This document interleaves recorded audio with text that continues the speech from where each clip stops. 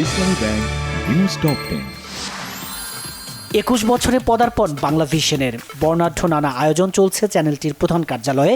ফুলেল শুভেচ্ছা জানাচ্ছেন বিশিষ্টজন সহ সর্বস্তরের মানুষ। বিগত বছরগুলোর মতো আগামী দিনেও নিরপেক্ষ ও বস্তুনিষ্ঠ সংবাদ আর মানসম্মত অনুষ্ঠান করে দর্শকপ্রিয়তা ধরে রাখতে পারবে বাংলাভিশন, আশা শিল্পী সহ বিশিষ্টজনদের।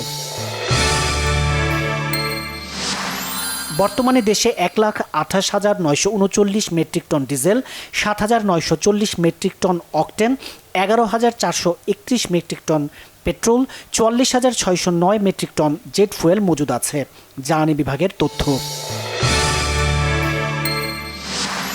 জ্বালানি তেল নিয়ে ভোগান্তি থামছেই না। রাজধানী সহ দেশের ফিলিং স্টেশনগুলোতে আজও দীর্ঘ লাইন। পেট্রোল পাম্পে না থাকলেও জ্বালানি তেল পাওয়া যাচ্ছে পাড়া মহল্লার এক শ্রেণীর দোকানে।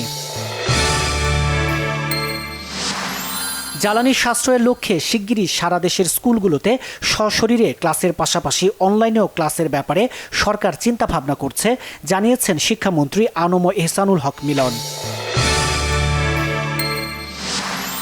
রাজধানীর মতিঝিলের শাপলা চত্বরে ২০১৩ সালে হেফাজতে ইসলামের সমাবেশে হত্যাযজ্ঞ, নির্যাতন সহ মানবতাবিরোধী অপরাধের মামলায় সাবেক ডিআইজি আব্দুল জলিল মণ্ডলকে কারাগারে পাঠানোর নির্দেশ ট্রাইব্যুনালের।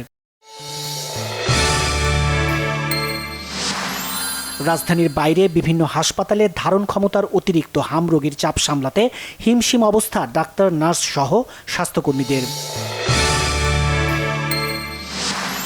ইরান হরমুজ প্রণালী বন্ধ রাখলেও যুদ্ধ শেষ করতে চান যুক্তরাষ্ট্রের প্রেসিডেন্ট ডোনাল্ড ট্রাম্প। হরমুজ প্রণালী দিয়ে চলাচলকারী জাহাজগুলো থেকে টোল আদায়ের পরিকল্পনা ইরানের। এশিয়ান কাপ বাছাইয়ে বাংলাদেশের শেষ ম্যাচ আজ। প্রতিপক্ষ সিঙ্গাপুর। সন্ধ্যা ৬টায় শুরু হবে ম্যাচটি। নিয়ম রক্ষার ম্যাচ হলেও জয় পেলে প্রভাব পড়বে র্যাঙ্কিংয়ে। বিশ্বকাপের আগের শেষ প্রস্তুতি ম্যাচ খেলতে নামছে বর্তমান চ্যাম্পিয়ন আর্জেন্টিনা। প্রতিপক্ষ জাম্বিয়া।